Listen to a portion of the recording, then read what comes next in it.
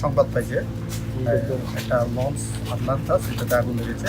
তো আমরা এসে আগুন দেখতে পাই, আমরা সাথে সাথে নির্বাপন কার্য পরিচালনা করি।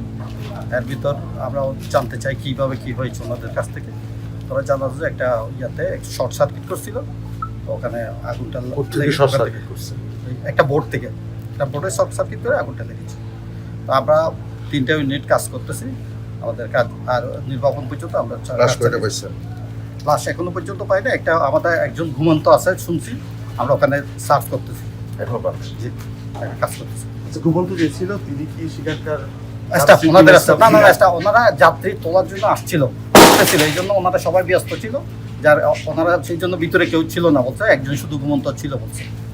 ক্ষয়ক্ষতি কি পরিমাণ? ক্ষয়ক্ষতি এখন তো আমরা এখনো পর্যন্ত বলতে পারবো না, আমরা একটু পরেই জানাবো যখন এখন নিভে গেছে পুরো না, পুরো নিবে না, এখনো কাজ চলতেছে।